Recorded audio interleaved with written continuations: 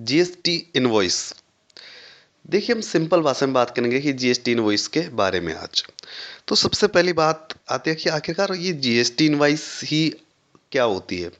तो देखिए, GST invoice में आप ये लिखते हैं कि मैं क्या क्या माल बेच रहा हूँ, क्या क्या सर्विसेज बेच रहा हूँ। सिंपल सी बात है। और कितनी अमाउंट का है, मोटा मोटा तौर पर ये लिखा हुआ होता है। और एक कौन से सेक्शन के अंदर जारी किया जाता है, तो सिंपली आप ध्यान रख सकते हैं सेक्शन 31 के अंदर सीजीएसटी एक्ट 2017 के तहत। यानी कि सेक्शन 31 को पढ़ेंगे तो आप जीएसटी इनवॉइस के बारे में सारी डिटेल आपको मिल जाएगी। अब बात कर लेते हैं कि आखिरकार ये जीएसटी इनवॉइस कौन जारी कर सकता है। तो सिंपल सी बात है कि जिसके पास जीएसटी नंबर होगा, जिस फर्म के पास या जिसके पास, वो ये जीएसटी इनवॉइस जारी करेगा। अब बात करते हैं कि इसमें जीएसटी इनवॉइस में क्या क्या चीज़ें होना ज़रूरी हो जाता है। तो इसके अंदर एक तो आपका जो भी आप जीएसटी इनवॉइस जारी कर रहे हैं, आपका नाम होना चाहिए, आपका एड्रेस होना चाहिए और आपका जीएसटी नंबर होना चाहिए। फिर आपको उस पर एक इनवॉइस नंबर होगा जो कि क्या होगा, यूनिक होगा उस फाइनेंशियल ईयर में, और एक डेट होगी। तो क्या है कि वो उस फाइनेंशियल ईयर में यूनिक नंबर होना चाहिए वो। और फिर उसके बाद आप अब कस्टमर का पार्ट आ जाता है। इसमें कस्टमर का नाम लिखेंगे, उसका एड्रेस हो तो उसका एड्रेस लिख देंगे, और जीएसटीएन यदि वो रजिस्टर्ड है तो उसका जीएसटी नंबर भी आप लिख देंगे।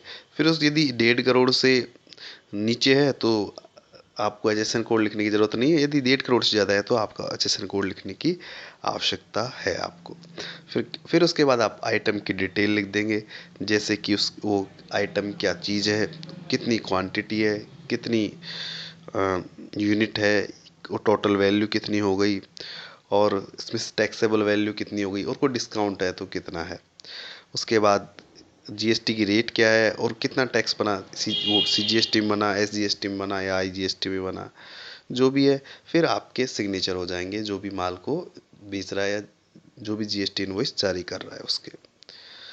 अब जो जीएसटी इनवॉइस होती है वो कितने प्रकार की हो सकती है।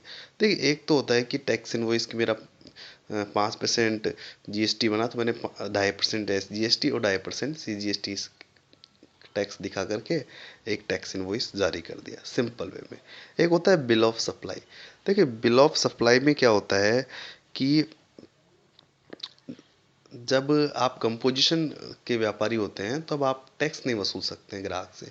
तो उस केस में आप क्या जारी करेंगे, बिल ऑफ सप्लाई। उसमें क्या लिखेंगे, बिल के ऊपर not liable to collect tax. और क्योंकि आप टैक्स कोई चार्ज नहीं कर सकते हैं। अब तीसरा टाइप का होता है कि डेबिट नोट। डेबिट नोट क्या होता है, डेबिट नोट जो भी माल को बेचने वाला होता है वो जारी करता है। कब जारी करेगा, यदि मान लीजिए कि उसने टैक्स रेट है कम लगा दी या वैल्यू कम लिख दी है, तो उस केस में वो उसको डेबिट नोट जारी कर देगा कि इतना कम था, अब जितना का कम है उतने का वो डेबिट नोट जारी कर देगा।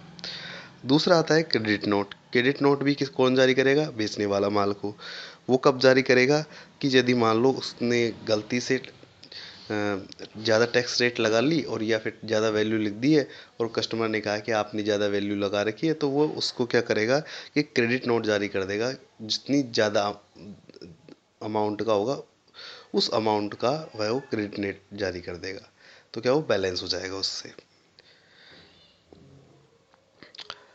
अब बात करते हैं कि इसकी कितनी कॉपी बनानी होती है। देखो, मेनली तो दो कॉपी बनानी होती है कि ओरिजिनल कॉपी जिसको आप जो माल को खरीद रहे हैं यानी कि रिसीवर के पास चले जाएगी, और डुप्लीकेट कॉपी सप्लाई के पास चले जाएगी। और तीसरी कॉपी भी तब बनानी पड़ती है यदि आप ट्रांसपोर्टर के थ्रू माल बेच रहे हैं, तो आप ट्रांसपोर्टर के लिए भी एक तीसरी कॉपी रखेंगे।